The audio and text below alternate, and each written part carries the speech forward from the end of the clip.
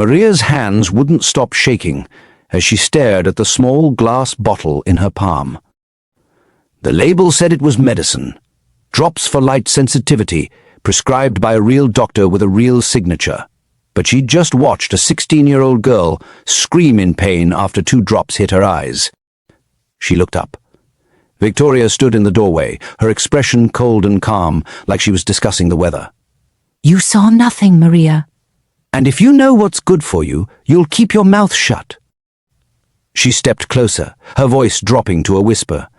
One word to anyone, and I'll make sure you never work again. I'll destroy you. Maria had never been afraid of powerful people before. But right now, holding evidence of something terrible, she realized just how small and powerless she really was. What she didn't know yet was that this moment would change everything. That the girl upstairs would become her reason to fight back, and that the truth she'd stumbled onto would bring down one of the most untouchable women in the city. But first, she'd have to survive what came next. Welcome to the channel. If you're new here, we share stories about people who find courage in impossible situations, who choose kindness even when the world is cruel. If you've been here before, welcome back. I'm really happy you're here. Now let me take you back to where this all started. Maria Johnson had been cleaning houses since she was 19. It wasn't glamorous work. It wasn't the kind of thing people wrote home about or put on their Instagram. But it paid the bills, and more importantly, it was honest. She showed up, she worked hard, she went home. No drama, no complications. At 2008, the young black woman had gotten pretty good at reading people too. You learn things when you're invisible, when people talk around you like you're a piece of furniture. You see who they really are when they think nobody's watching. Rich people were usually the worst. Not all of them, but enough that Maria had learned to keep her head down, do the work and get out. She'd scrubbed toilets in penthouses, washed dishes for families who spent more on a single dinner than she made in a month, picked up after people who couldn't be bothered to throw their own trash away. She'd seen enough to know that money didn't buy class, or kindness. And she definitely learned that being a young black woman in these spaces meant certain things. The way some people looked at her, or didn't look at her, the way they'd check their purses when she walked by, the way they'd speak slowly, like she might not understand. The assumptions that came before she even opened her mouth. Maria had thick skin. She had to. So when the agency called her about a live-in position at some big estate in the suburbs, Maria almost said no. Live-in meant being on call 24/7. It meant losing her freedom, her tiny apartment, her space. But the pay was almost triple what she was making. And her landlord had just raised the rent again. So Maria packed a duffel bag with everything she owned that mattered, twisted her box braids into a bun, took 2 buses and an Uber she couldn't really afford, and found herself standing in front of a pair of iron gates that looked like they belonged to a castle. She pressed the button on the intercom. A woman's voice crackled through, sharp and efficient.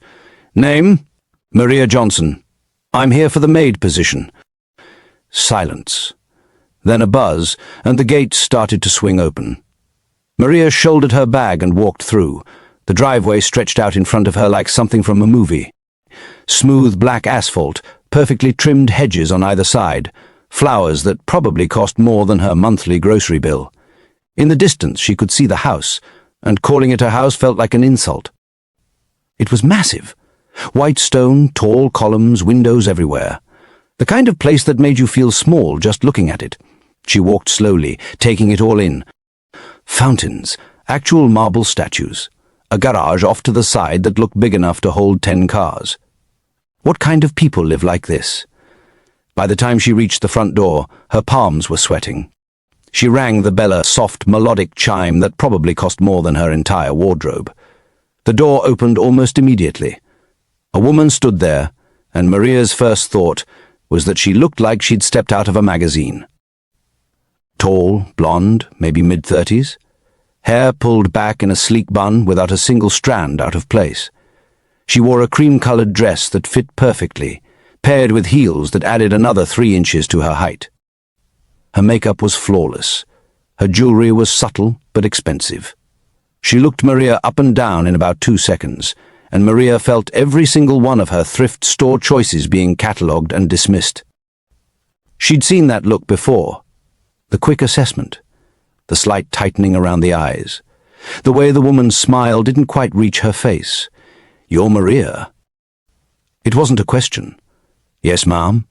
I'm Victoria Harrington." She extended a hand, but her smile didn't reach her eyes. "Welcome." Maria shook her hand. Victoria's grip was firm, cold, and over quickly like she was touching something distasteful but necessary. "Come in. I'll show you around." Maria stepped inside and tried not to stare. The entryway alone was bigger than her apartment. The floors were white marble, so clean and polished she could see her reflection, her brown skin and worn sneakers standing out against all that pristine white. A massive chandelier hung from the ceiling, crystal dripping like frozen raindrops. Fresh flowers sat on a table that looked antique and probably cost more than a car. Everything was white, cream, gold, spotless, perfect. It didn't feel like a home. It felt like a museum, and Maria felt like a smudge on a clean window. Victoria's heels clicked sharply against the marble as she walked, and Maria hurried to keep up. They moved through a series of rooms.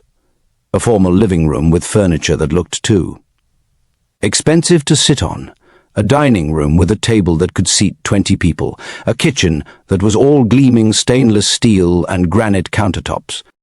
"You'll handle all meals," Victoria said without looking back. "Breakfast by 7, lunch at noon, dinner at 6:30.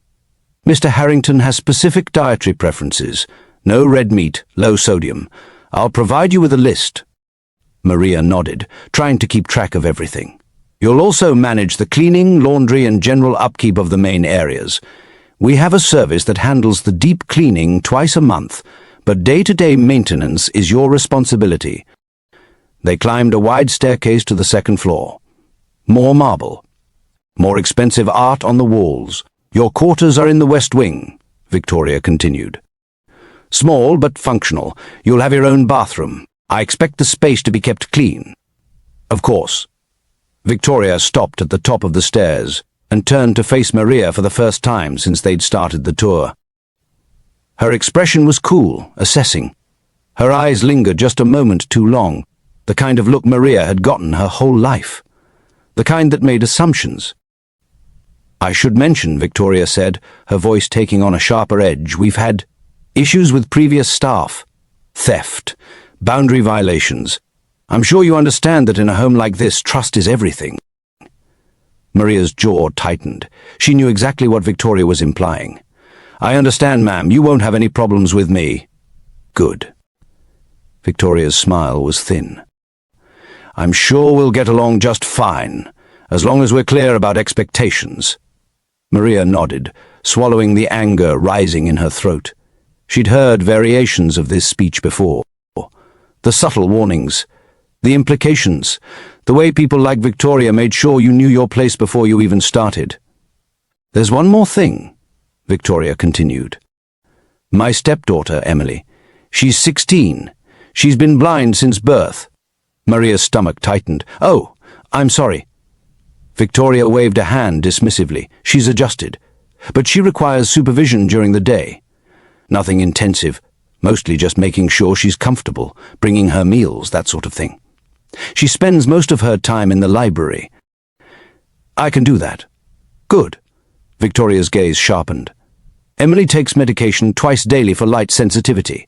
Eye drops. I handle that personally. You are not to touch her medication under any circumstances. Do you understand?" There was something in the way she said it, something that made Maria's instincts prickle.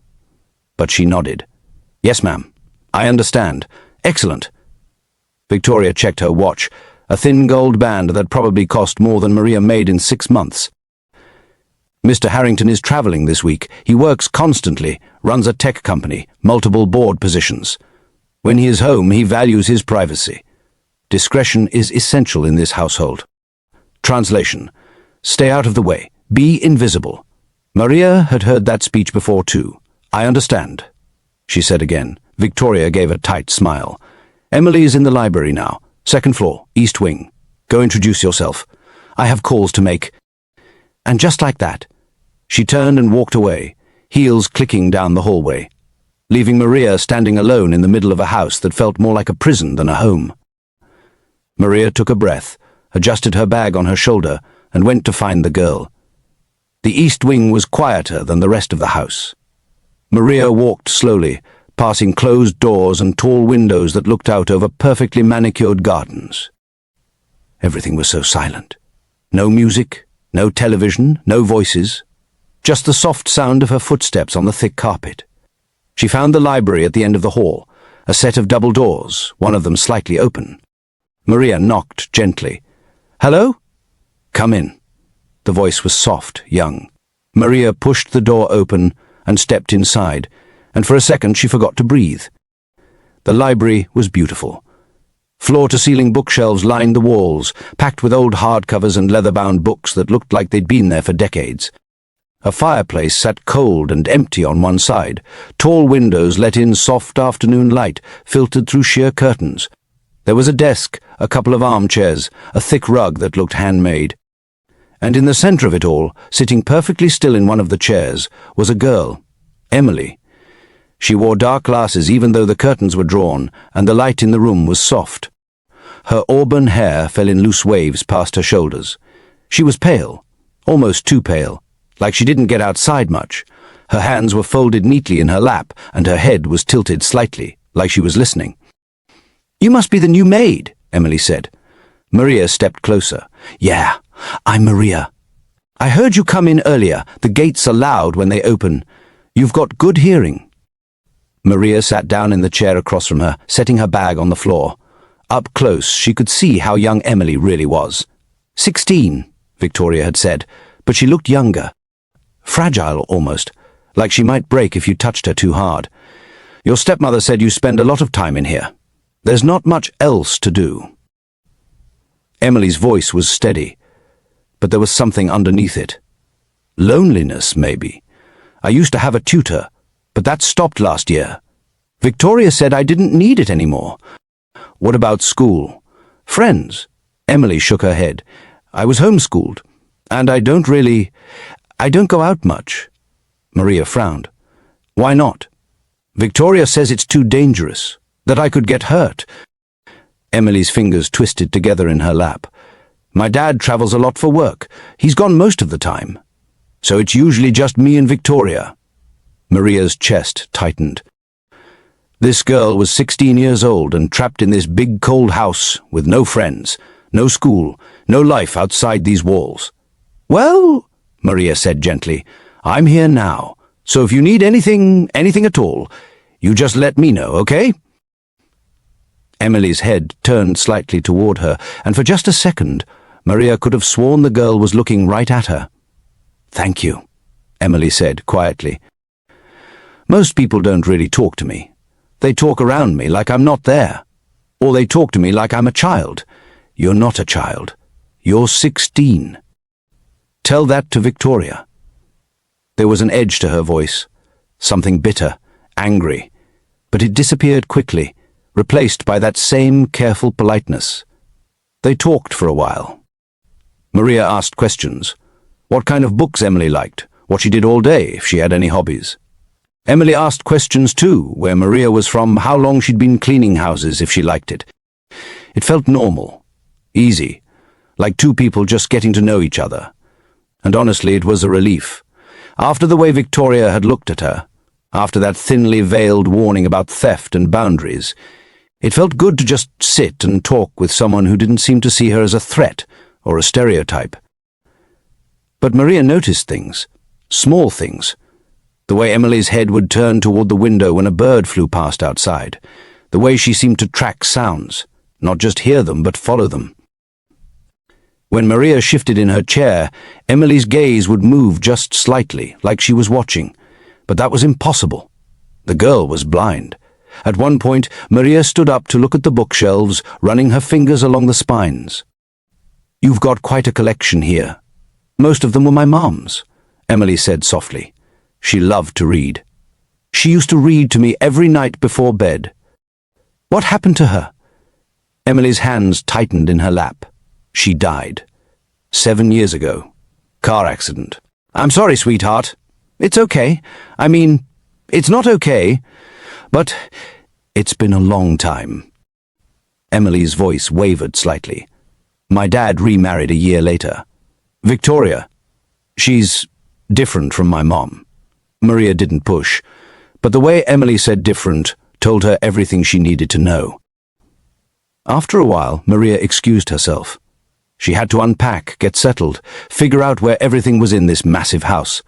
But as she stood to leave, Emily spoke again. Maria? Yeah? Thank you for talking to me like I'm a person. Maria's throat tightened. She walked over and gently squeezed Emily's shoulder. You are a person, Emily. Don't let anyone make you feel like you're not. Emily didn't say anything, but Maria saw her bite her lip, saw her hands tremble slightly.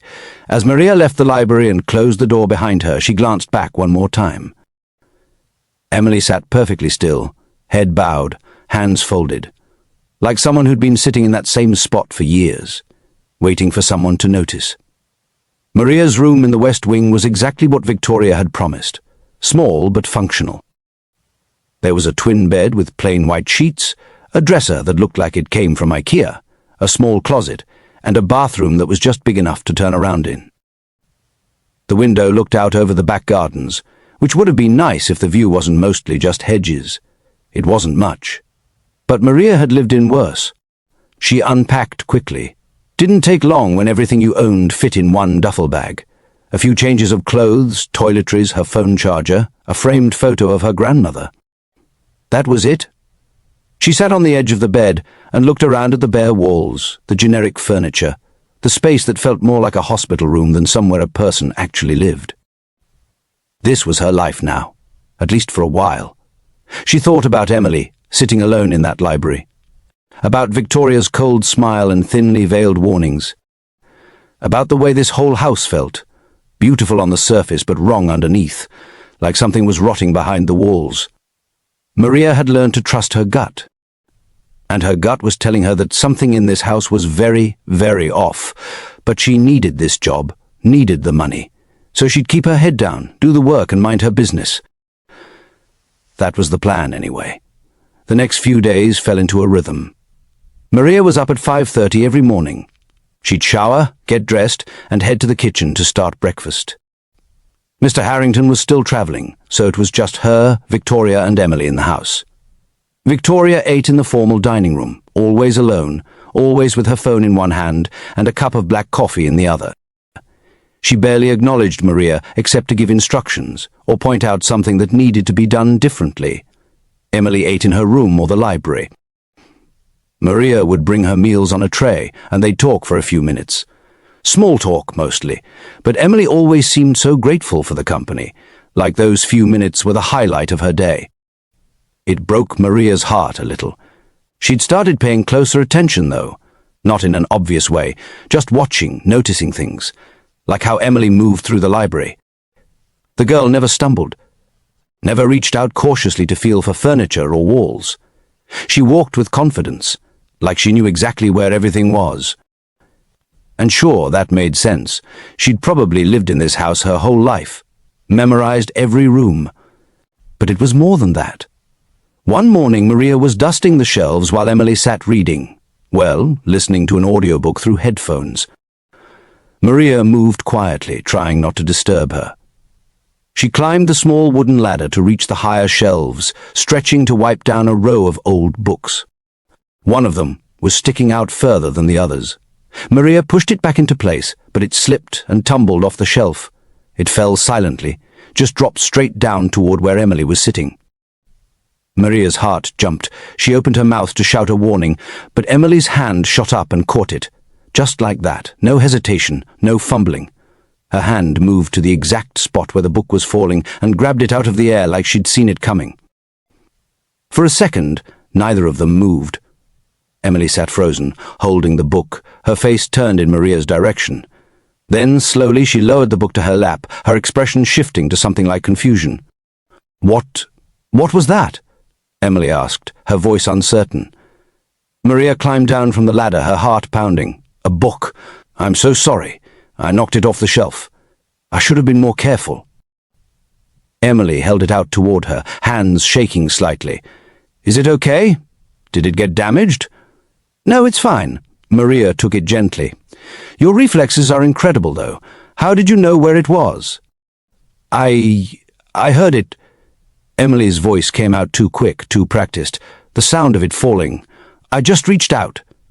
Maria nodded slowly. Right. Of course. But that wasn't what happened. The book had fallen silently. No flutter of pages, no rush of air. It had just dropped, and Emily had caught it with perfect precision. Maria finished dusting, made some small talk, and left, but her mind was racing. That night, lying in her small bed in the West Wing, Maria couldn't stop thinking about it. She'd grown up with a cousin who'd lost his sight in a car accident when he was 12. She'd watched him learn to navigate the world without vision, the careful movements, the way he'd reach out slowly, feeling for objects, the way he relied on sound and memory and touch. Emily didn't move like that. Emily moved like someone who could see. And those glasses she always wore, even indoors, even in dim light, they covered her eyes completely. Maria had never actually seen Emily's eyes, not once. Then there was the medication. Victoria had been very specific about it. You are not to touch her medication under any circumstances. Why? If it was just eye drops for light sensitivity, why would Victoria be so protective of it? Why handle it personally, twice a day, every day, like clockwork? Maria sat up in bed, her mind working through possibilities. What if the medication wasn't helping Emily? What if it was doing something else? It was a crazy thought, the kind of thing you see in movies, not real life. But the more Maria thought about it, the more the pieces started clicking together. A blind girl who didn't act blind, a stepmother who controlled everything about her stepdaughter's life, a father who was never home, medication that only the stepmother administered. And Emily's words from that first day, Victoria says it's too dangerous. That I could get hurt. Maria lay back down, staring at the ceiling. She needed to know more, needed to see what was actually in those eye drops. But she'd have to be careful. Victoria was already suspicious of her, had basically accused her of being a thief on day one. If Maria got caught snooping around, she'd be fired on the spot. And if her suspicions were right, Victoria might do worse than just fire her. Maria closed her eyes. Just mind your business, she told herself. Do your job and stay out of it. But even as she thought it, she knew she wouldn't, because that girl upstairs was alone and trapped and suffering. And Maria couldn't just stand by and watch. The next day, Maria started testing her theory. Nothing obvious, just small things. She'd move objects in Emily's room when she cleaned, shift a book a few inches to the left, move a cup from one side of the nightstand to the other, relocate the TV remote. Emily never stumbled looking for them, never searched with her hands. She'd reach out and grab things like she knew exactly where they were. Maria would enter rooms from different angles, making different sounds. Emily's head would turn, always toward her, always accurate. One afternoon, Maria brought Emily lunch and deliberately walked past a mirror in the hallway just outside the library.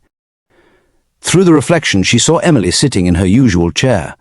Without her glasses, her eyes were open, clear, focused on the book in her lap. The moment Maria's footsteps got closer, Emily's hands flew up, sliding the glasses back into place. Maria's breath caught. She pushed the door open, forcing her voice to stay calm and normal. Hey, sweetheart, brought you some lunch. Thanks, Maria. Emily's smile was easy, relaxed. Maria set the tray down on the side table, her hands trembling slightly. She can see? The realization hit her like a punch to the chest. Emily Harrington isn't blind. She's been pretending. But why? And for how long? Maria made small talk for a few minutes, then excused herself. She went straight to her room and sat on the edge of the bed, trying to process what she'd just discovered. A 16-year-old girl, pretending to be blind, in a house where her father was never home and her stepmother controlled every aspect of her life. The medication. It kept coming back to the medication. Victoria administered it twice a day, personally, and she'd made it very clear that Maria was never to touch it. What if those drops weren't medicine? What if they were causing the blindness, or at least blurring Emily's vision enough that she couldn't function normally? And if Emily had figured out what was happening, if she'd started to recover her sight, pretending to still be blind might be the only way to protect herself until she could escape. Maria's stomach turned. She needed proof. Real proof. But how?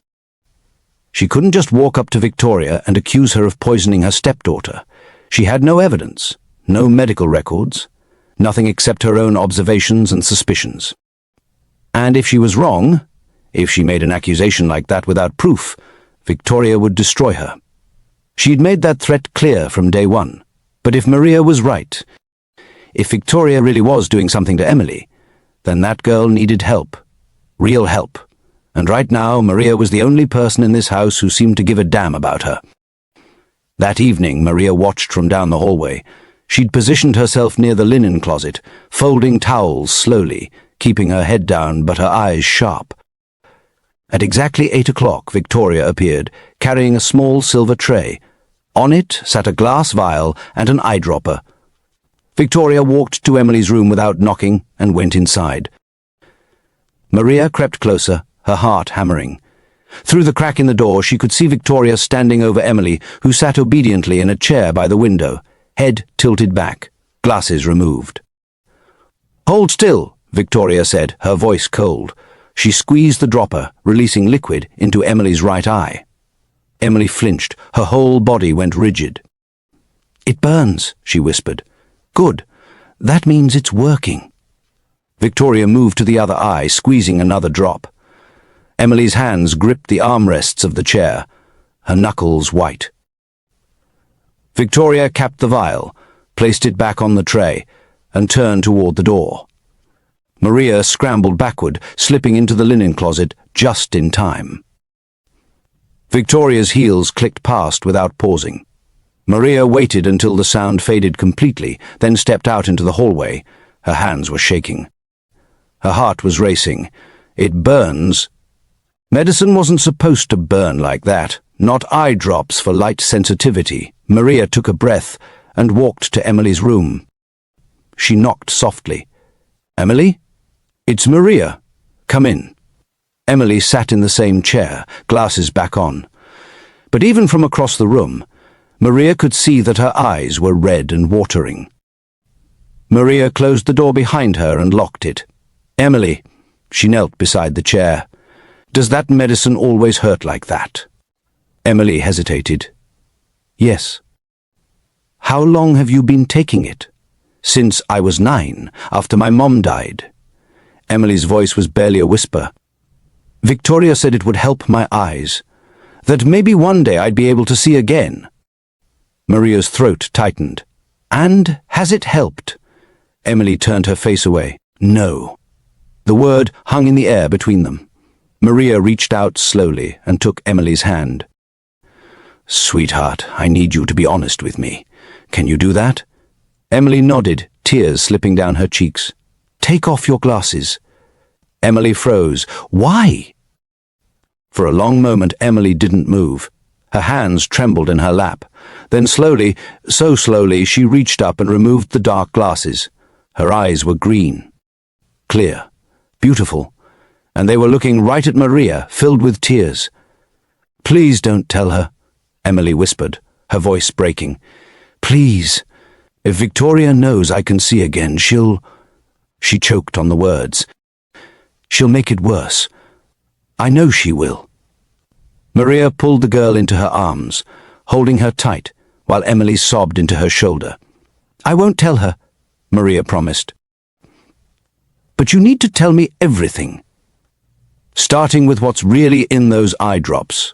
And there, in that locked room, with the world outside oblivious, Emily Harrington finally told the truth. Emily's story came out in broken pieces, between sobs and long silences, where she seemed to be deciding how much to trust Maria. They sat together on Emily's bed. The first time Maria had seen the girl move freely, without the careful, measured steps of someone pretending to be blind. "My mom died when I was 9, Emily began, her voice shaking. "Car accident. She was driving home from the grocery store, and a truck ran a red light." She wiped at her eyes. "My dad was devastated. He threw himself into work, stayed at the office for 16, 18 hours a day. I think being home reminded him too much of her. Maria nodded, listening. He met Victoria about 6 months later, at some business event. She was charming, beautiful, said all the right things. They got married less than a year after my mom died. Emily's jaw tightened. I didn't like her, even back then. She was too perfect, you know, like she was always performing. What happened?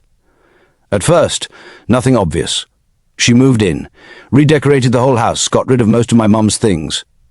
She was cold to me, but not cruel.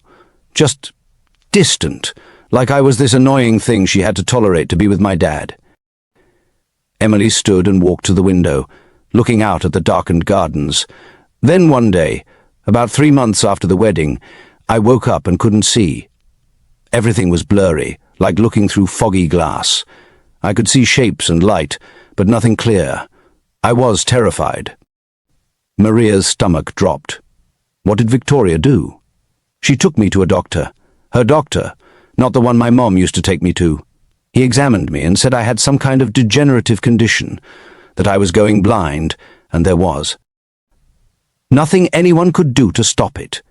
Emily's voice cracked. I was 9 years old, and he told me I'd be completely blind within a year. Oh, sweetheart, Victoria told my dad. He was devastated all over again. But he was also busy, always traveling, always working. He trusted Victoria to handle it, to take care of me. Emily turned back to face Maria, and she did. She started giving me eye drops twice a day, said they'd slow down the progression, help with light sensitivity, make me more comfortable. Maria felt sick. For the next year, my vision got worse and worse. The world got darker and blurrier, until I couldn't see anything at all. By the time I was 10, I was completely blind. Victoria homeschooled me, or pretended to. Mostly she just kept me in my room or the library, said it was safer that way, that I couldn't be trusted to navigate the world on my own. Where was your father? Working. Always working. When he was home, Victoria would put on this perfect performance, the devoted stepmother taking care of her disabled stepdaughter. She'd help me walk, cut my food, read to me. Emily's voice turned bitter. My dad ate it up, thought she was a saint. Maria's hands clenched into fists. I lived like that for years, trapped, alone, completely dependent on her. She controlled everything, what I ate, where I went, who I talked to. My tutor came a few times a week, but Victoria was always there, hovering. And then last year she fired him, said I'd learned enough. How did you start seeing again? Emily sat back down on the bed, her hands twisting together. About 8 months ago I missed a dose of the eye drops. Victoria had to leave suddenly, some emergency meeting in the city. She told me she'd give me the drops when she got back, but she didn't come home until the next morning. Emily looked up at Maria, her eyes bright with tears. By that night I could see shapes, not clearly, but something. Light and shadow, movement. I didn't understand what was happening at first. I thought maybe I was hallucinating. But you weren't. No. The next day, Victoria gave me the drops, and within an hour, everything went blurry again. That's when I realized. Emily's voice dropped to a whisper. The drops weren't helping me. They were blinding me. Maria's breath caught. I didn't know what to do. I was terrified. If Victoria found out I knew, I didn't know what she'd do to me. So I just kept pretending. Kept acting blind. Kept letting her give me the drops. Why didn't you tell your father? Emily laughed bitterly. How? Victoria monitors everything. My phone, my computer, my mail. Even when Dad's home, she's always there. I never get time alone with him. And what was I supposed to say? That my stepmother has been poisoning me for 7 years? He'd never believe me. He trusts her completely. You said your vision is coming back. Emily nodded. Slowly. The drops still affect me.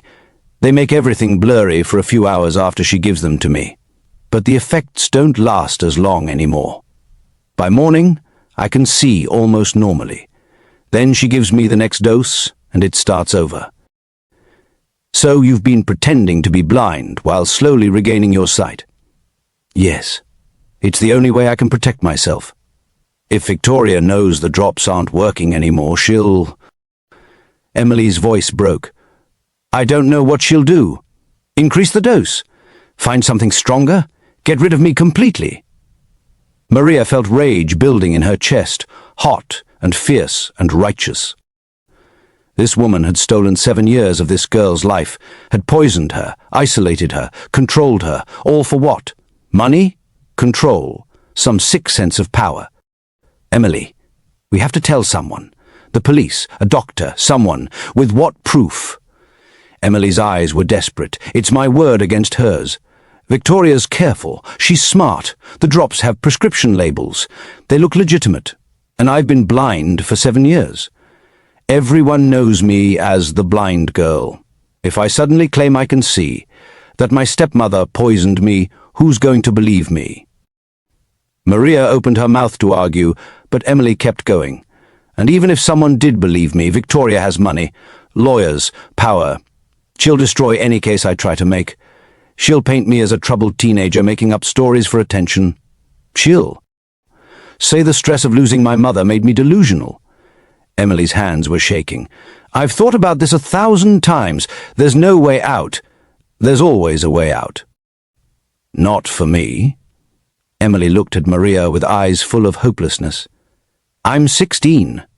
I have no money, no phone, that Victoria doesn't monitor, no friends, no family except a father who trusts Victoria more than he'd ever trust me. I'm trapped. Maria took Emily's hands in hers, squeezing tight. Listen to me, you're not trapped. Not anymore. Because you're not alone. Emily's eyes filled with tears. Maria, I believe you. Every word. And I'm going to help you. Maria's voice was firm, determined. But we have to be smart about this. We need proof. Real, undeniable proof that Victoria's been poisoning you. How? I don't know yet. But we'll figure it out. Maria stood, her mind already racing through possibilities. For now, you keep pretending. Keep acting blind. Don't let Victoria suspect anything has changed. And you? Maria smiled grimly. I'm going to do what I do best. Stay invisible. Watch. Listen. And wait for Victoria to make a mistake. Emily stood and threw her arms around Maria, holding on like she was drowning, and Maria was the only lifeline. Thank you, she whispered. Thank you for believing me. Maria held her tight, feeling the girl's small frame trembling against her. I've got you, baby. I promise. We're going to get you out of this. But even as she said it, Maria felt the weight of what they were up against. Victoria Harrington was rich, powerful, and ruthless. And Maria? She was a 28-year-old black woman with no money, no connections, and no proof of anything except her own suspicions. If they were going to take Victoria down, they'd have to be perfect. One mistake, and they'd both pay the price. Maria spent the next 3 days moving through the house like a ghost. She cleaned, she cooked, she kept her head down and her mouth shut. But every free moment she watched Victoria. The woman had a routine, precise as clockwork. Up at 6, coffee in the dining room while scrolling through her phone. Conference calls in the study until noon. Lunch, always a salad, always sparkling water. More calls in the afternoon. Then at 8 o'clock sharp, she'd prepare Emily's medication. Maria needed to get her hands on those eye drops. That was the proof. If she could get the vial tested, prove it wasn't legitimate medication, they'd have something concrete. But Victoria kept them locked in her private bathroom. Maria had checked.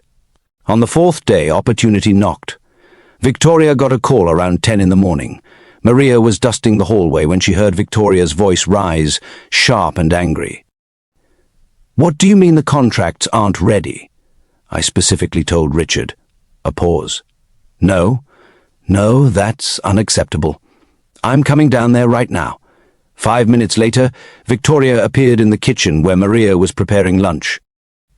I have to go into the city. Emergency at Charles's office." She grabbed her purse and keys. "I'll be back by evening. Emily's lunch is at noon, dinner at 6. Don't bother her otherwise." "Yes, ma'am." Victoria's eyes narrowed. "And Maria? Stay out of the private rooms. I'll know if you've been snooping." Maria waited until she heard the car pull away. Then she ran upstairs to Emily's room. "She's gone," Maria said breathlessly. "We have maybe 4-5 hours." Emily stood from her chair, dropping the pretense immediately. "What are we doing?" "I need to get into Victoria's bathroom." "Get those eye drops." They moved quickly through the house to the master bedroom. Maria had cleaned in here before, but always with Victoria watching. Now, standing in the doorway alone, she felt like she was crossing into enemy territory. The room was immaculate, white and gold, just like the rest of the house.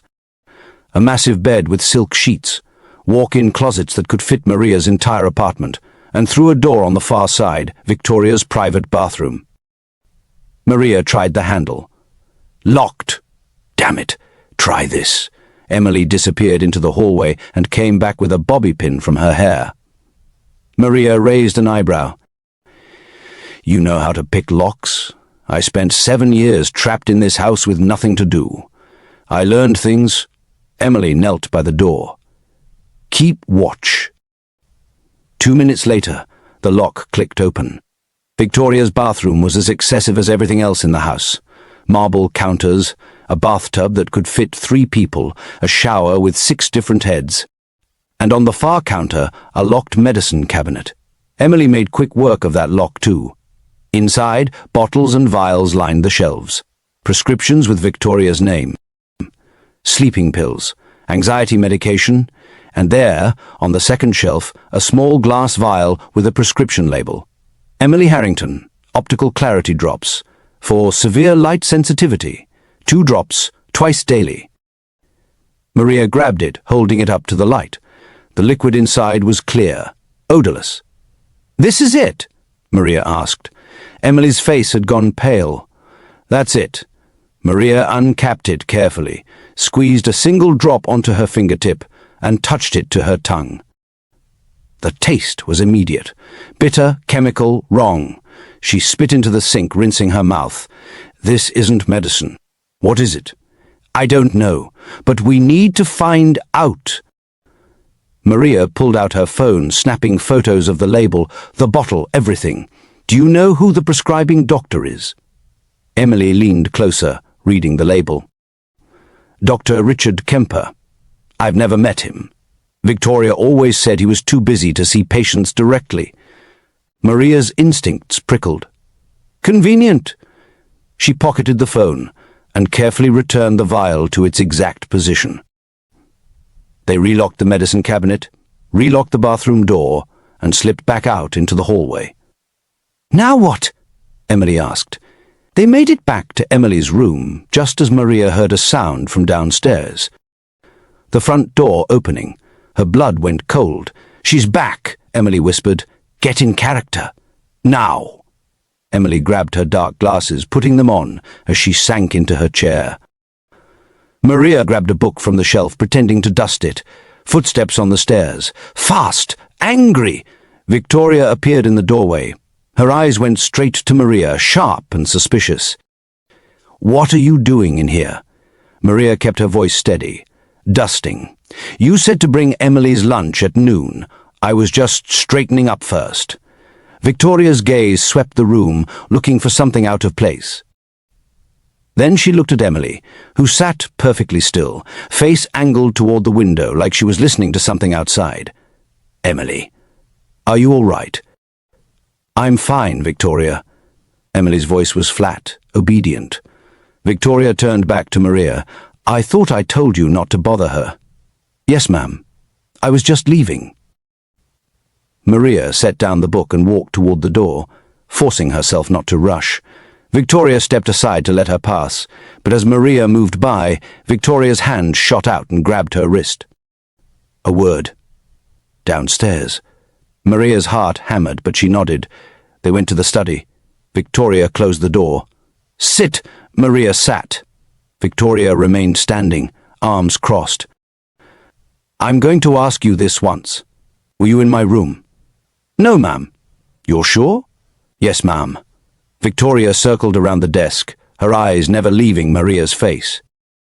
"Because I have cameras throughout the house. Did you know that?" Maria's stomach dropped, but she kept her expression neutral. "No, ma'am." Victoria smiled coldly. "I'm watching you, Maria. Very closely. I don't trust easily, and I certainly don't trust people who've been here less than a week poking around my stepdaughter's room when I'm not home. I was just cleaning. I don't care what you say you were doing." Victoria leaned forward, palms flat on the desk. "You're here to clean and cook. That's it. You don't ask questions. You don't get involved in family business. And you certainly don't go anywhere near Emily unless I've specifically told you to. Are we clear?" Maria met her gaze. "Crystal clear, Mom." "Good."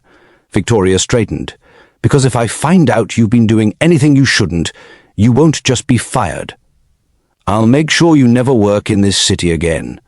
I'll make sure every agency, every family, every potential employer knows exactly what kind of person you are." The threat hung in the air. Maria stood slowly. "Is there anything else, ma'am?" "No. Get back to work." Maria left the study, her legs shaking. Victoria didn't have cameras. She was bluffing, trying to scare Maria into backing off. But the threat was real. If Victoria even suspected that Maria knew something, she'd find a way to get rid of her. And if Maria was gone, Emily would be alone again. That night, Maria lay in bed staring at the ceiling, her mind racing.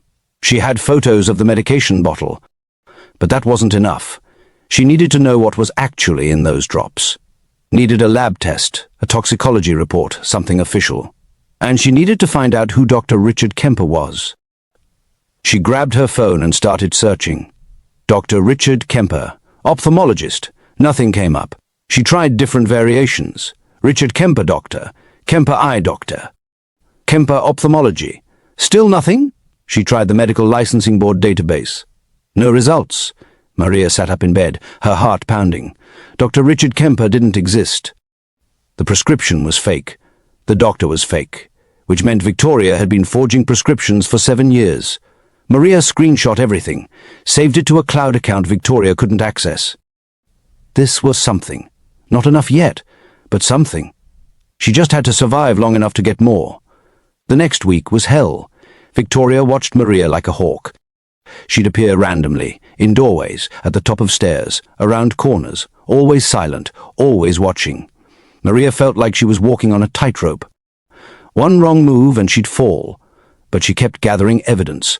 She found old medical records in the study, documents about Emily's condition signed by the fake Dr. Kemper. She photographed everything. She recorded conversations when Victoria was on the phone, talking to people about Emily's care in that sickeningly sweet voice. And slowly, carefully, she and Emily planned. They couldn't go to the police yet, not without hard evidence about what was in those drops. But Maria had found a lab that would test substances anonymously. It had cost money she didn't have, but she'd figure it out. The problem was getting a sample. Victoria kept the vial locked up. She was careful, precise, never left it unattended. Then one night, opportunity came from an unexpected place. Mr. Harrington came home. Maria had only seen him briefly that first week, but now he was back from his trip and actually present for dinner.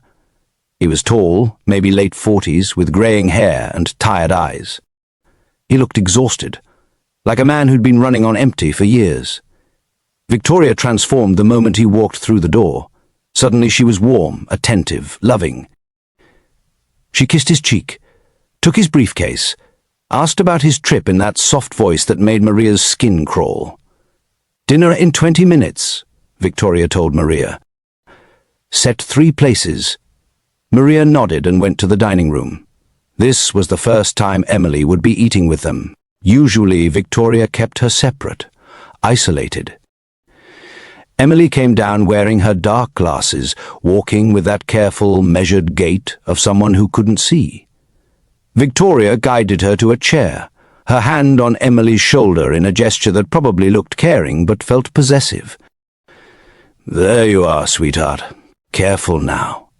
Maria served dinner, grilled chicken, vegetables, salad. She poured water, set out bread, and tried to be invisible. But she watched. Mr. Harrington barely looked at Emily. He asked her a few perfunctory questions. How was she feeling? Was she keeping up with her studies? But his mind was clearly elsewhere. He spent most of dinner on his phone, responding to emails. Victoria filled the silence with chatter about charity events and social obligations, her hand occasionally reaching over to touch his arm. Emily sat quietly, eating slowly, answering when spoken to but otherwise silent. Maria's heart ached watching her. This girl was sitting right in front of her father, and he couldn't see that she was drowning. After dinner, Victoria walked Emily back upstairs while Mr. Harrington retreated to his study. Maria cleaned up, loading the dishwasher, wiping down counters. She heard Victoria's voice from upstairs. "Time for your medication, darling." A few minutes later, Victoria came back down carrying the silver tray with the empty eyedropper. She set it on the kitchen counter. "I need to take a call. Clean that when you get a chance." Then she disappeared down the hallway. Maria stared at the tray. The vial was there, nearly empty, but there. Her hands moved before she could think too hard about it. She grabbed a small plastic bag from the drawer, carefully unscrewed the vial, and squeezed 3 drops into the bag. She sealed it, stuffed it in her pocket, and quickly screwed the cap back on. Her heart was hammering so loud she was sure someone would hear it. She washed the tray, dried it, put it back where Victoria kept it. Then she went to her room, locked the door, and leaned against it, trying to catch her breath. She had a sample. Tomorrow she'd find a way to get it tested. The next morning Maria woke to shouting. She sat up in bed, heart racing, listening. Victoria's voice, high and furious. "What do you mean you can't find it?" More shouting. Footsteps thundering through the house. Maria pulled on clothes and opened her door carefully. Victoria was in the kitchen, tearing through cabinets. "Where is it?" she hissed at Maria. "The vial. The eye drops. Where did you put them?" Maria kept her face blank. "I don't know what you're talking about, ma'am." "Don't lie to me." Victoria slammed a cabinet shut. "I left it on the tray last night. I specifically told you to clean it." "Where is it now?" "I cleaned the tray and put everything back where it belongs. The vial should be in your bathroom cabinet." "It's not there." No. She'd been careful, meticulous. Unless the vial had been emptier than Maria thought, unless Victoria had noticed the drops were missing. "Maybe you used the last of it," Maria suggested carefully. "It looked pretty empty." Victoria's eyes narrowed. It wasn't empty. There was enough for 3 more days. "I'm sorry, Mom. I don't know what to tell you. I cleaned the tray and put everything back. Maybe Mr. Harrington moved it? Charles doesn't go in my bathroom." Victoria was breathing hard, her composure cracking. Someone took it. Why would anyone take medication? Victoria's gaze locked onto Maria, cold and sharp. "That's an excellent question." The silence stretched between them. Finally, Victoria turned away. "Get out! I said get out! I need to think." Maria left the kitchen, her stomach in knots. Victoria knew something was wrong. She didn't have proof yet, but she was suspicious. Maria had maybe a day, maybe 2, before Victoria figured it out. She had to move fast. Maria didn't waste time. She called in sick, told Victoria she had a stomach bug and needed to rest. Victoria's eyes were suspicious, but she waved Maria away with barely concealed irritation. The moment Victoria was distracted with a phone call, Maria slipped out the back entrance and took an Uber to a private lab across town. The kind of place that didn't ask questions if you paid cash. She handed over the sealed bag with the drops and half the money she had left in her bank account. "How long?" she asked. The lab tech, a middle-aged woman with glasses, examined the sample. "Full toxicology screening, 3 days, maybe 4. I need it in 2. The woman looked up. That'll cost extra. Maria pulled out more cash, money she'd been saving for months. Please, it's important. Something in her voice must have registered because the woman nodded. 2 days. Come back Wednesday afternoon. Maria thanked her and left. She made it back to the estate before Victoria noticed she was gone. Spent the rest of the day in her room, actually feeling sick from the stress. That night, she snuck up to Emily's room. We're running out of time, Maria whispered. Victoria knows something's wrong. She's going to figure out I took the drops. Emily's face was pale. What do we do?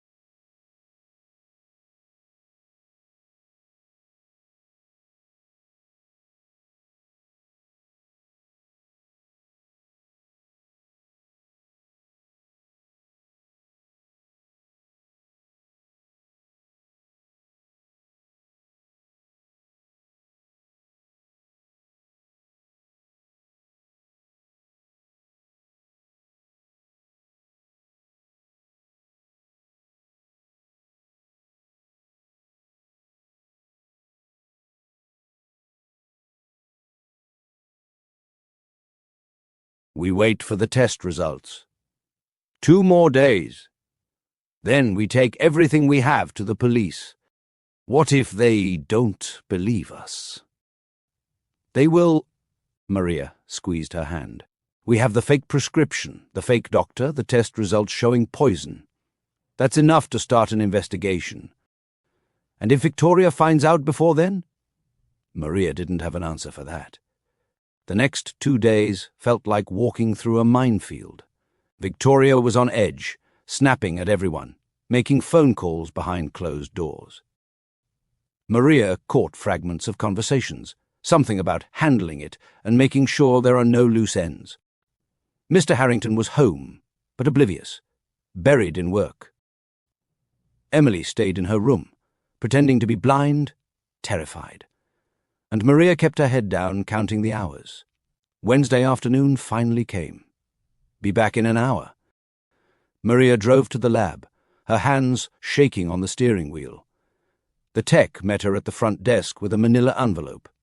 You were right to be concerned, the woman said quietly. That sample? It contained atropine in dangerous concentrations. Long-term exposure would cause severe vision impairment, possibly permanent blindness. Maria's breath caught. You're sure? Positive. We ran the test 3 times. The woman handed over the envelope. I included a full report. If someone's been giving this to a child, you need to call the police. I will.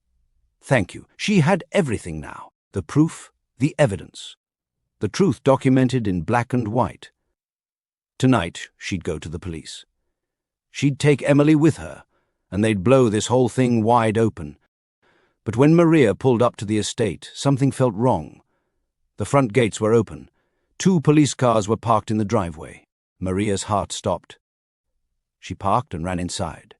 Victoria stood in the foyer talking to two officers. When she saw Maria, her expression shifted to something theatrical, relief mixed with distress.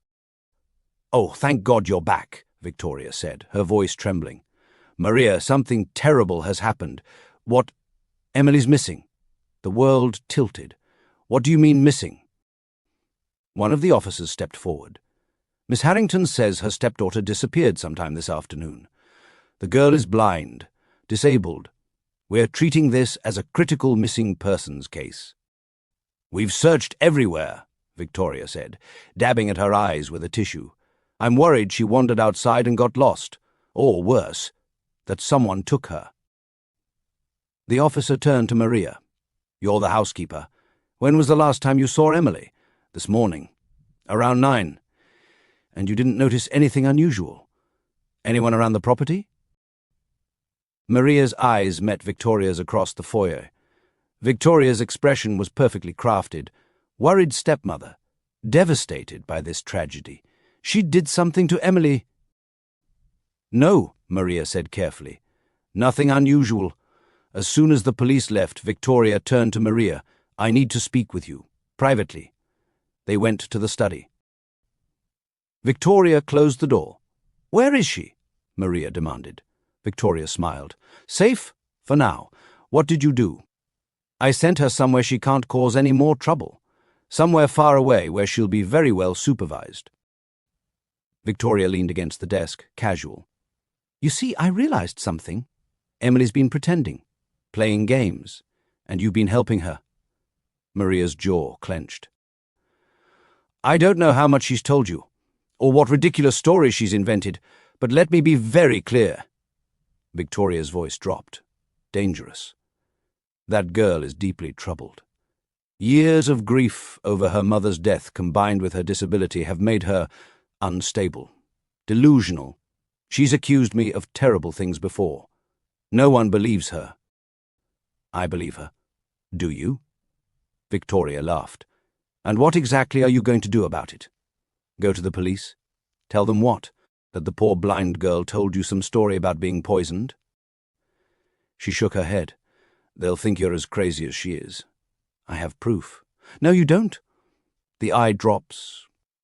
"Are prescribed medication from a licensed physician. Dr. Kemper is very real, very respected.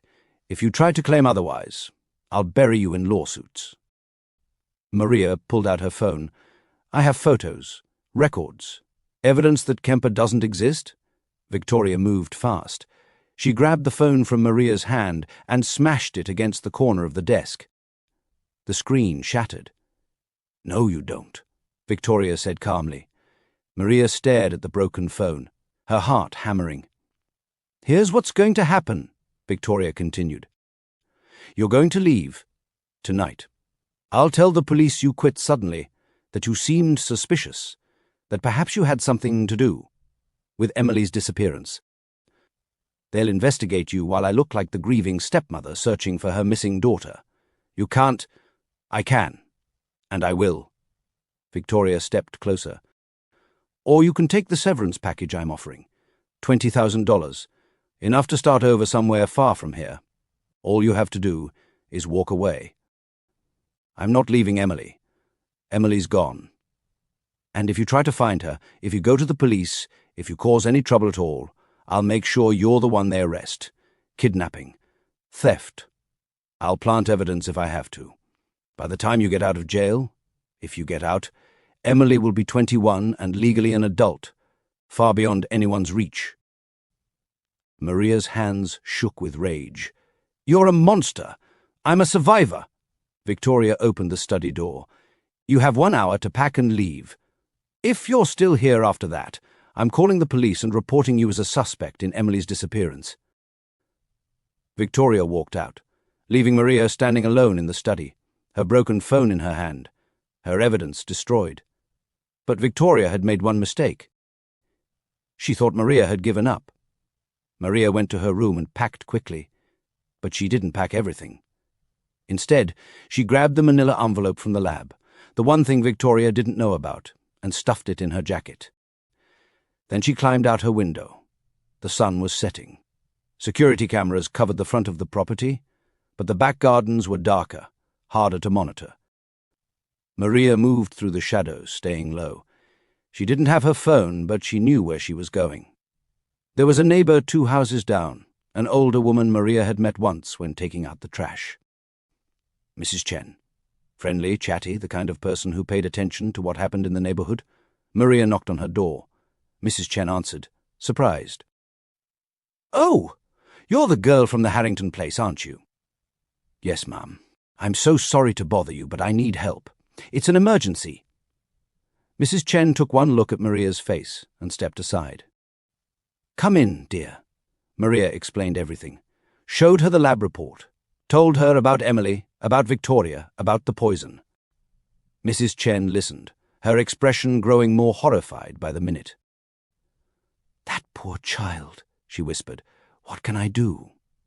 "I need to borrow your phone. I need to call the police. Real police, not ones Victoria can manipulate." Mrs. Chen handed over her cell without hesitation. Maria dialed 911. "I need to report a crime. Child endangerment, poisoning and kidnapping. And I have proof."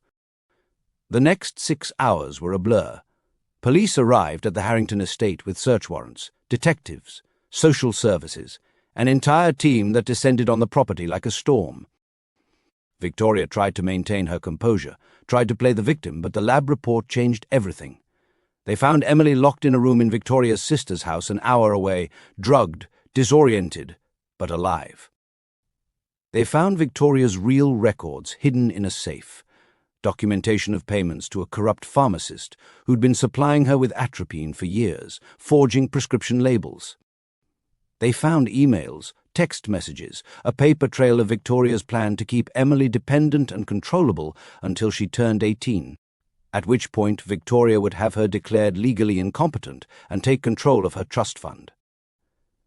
It was never about cruelty for cruelty's sake. It was about money. Emily's mother had left her a substantial inheritance, millions, that Emily would access at 18. Victoria had been systematically destroying the girl's health and independence to ensure she'd never be capable of managing that money herself. And Charles Harrington, Emily's father, had been too busy, too trusting, too grief-stricken to notice. 3 weeks later, Maria sat in a hospital waiting room. Emily was inside, undergoing another round of tests. The doctors said her vision would recover fully with time.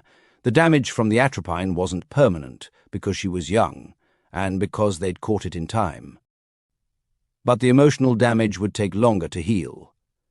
Charles Harrington sat across from Maria, his head in his hands. He looked like he'd aged 10 years in 3 weeks.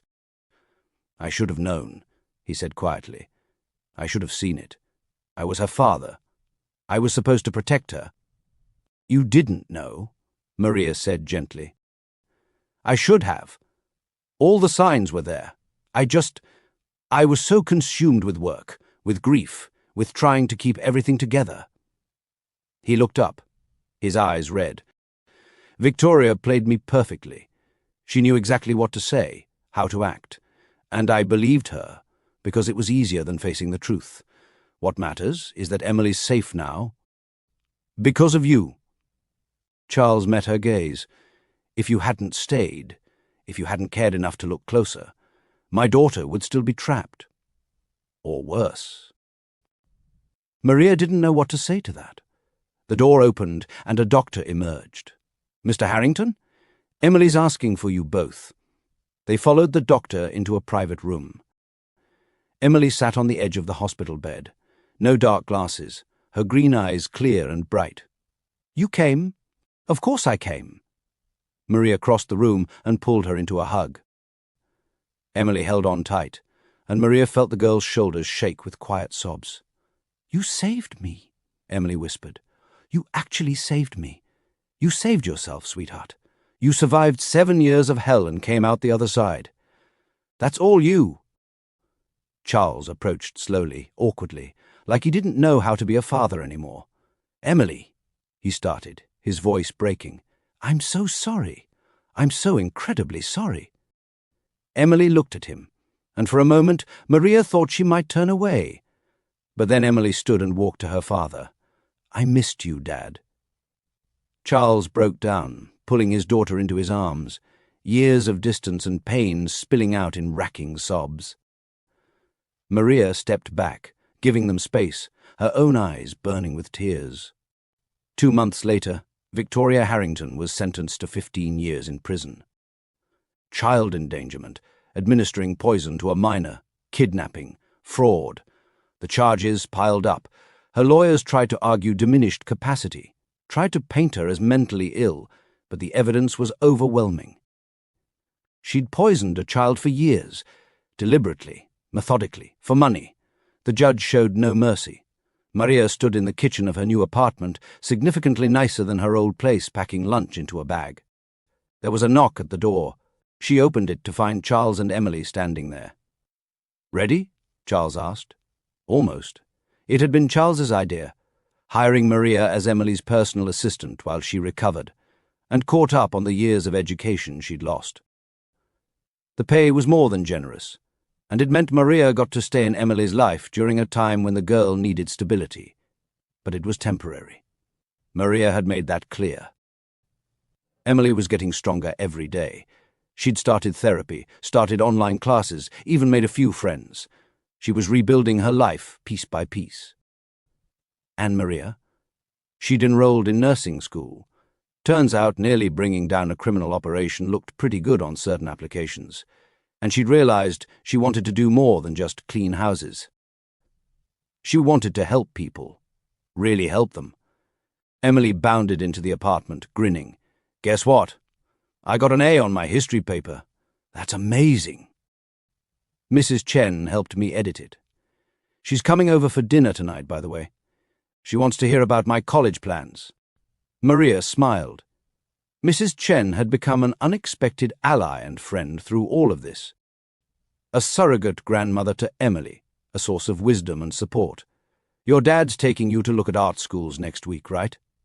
Emily nodded, excitement bright in her eyes. "Yeah. I'm thinking about studying photography. I want to capture things the way I see them now, like I'm seeing the world for the first time." "You kind of are." They gathered their things and headed out. As they walked down the street together, Maria, Emily, and Charles, they looked like what they were, a small, unconventional family. Healing, moving forward, choosing to see the light after years of darkness.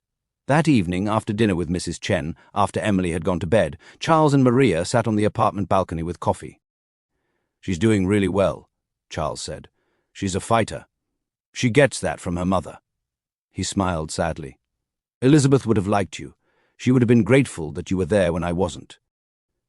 You're here now. That's what matters." Charles was quiet for a moment. "I've been thinking about what happens next. For me, I mean. I've stepped back from the company, hired people to run it. I missed too many years of Emily's life because of work. I'm not missing any more." "That's good. And I've been thinking about you." Maria looked at him, surprised.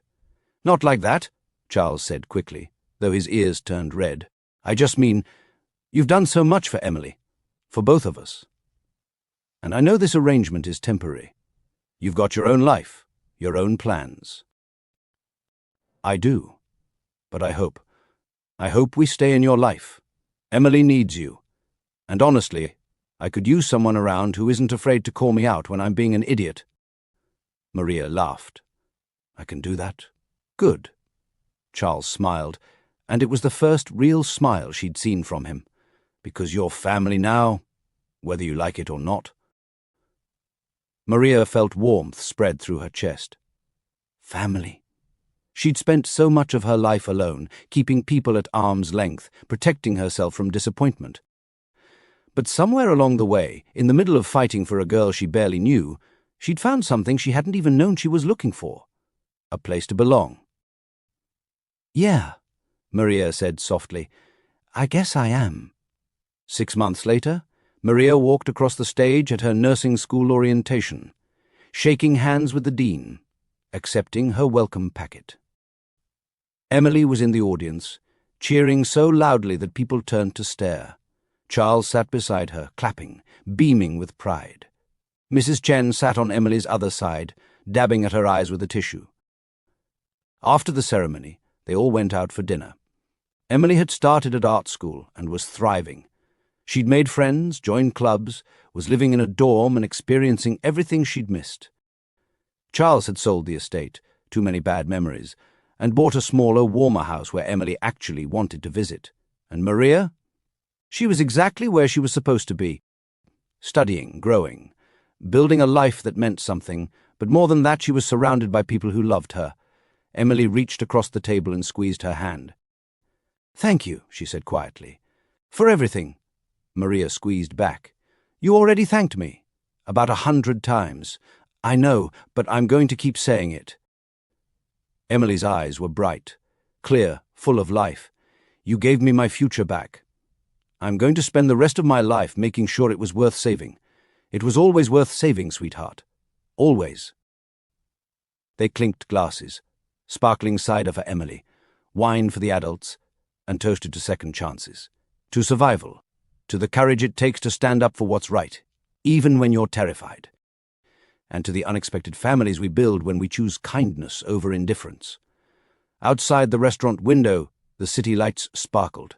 The world kept turning. And 3 people who'd been lost in darkness had finally found their way home.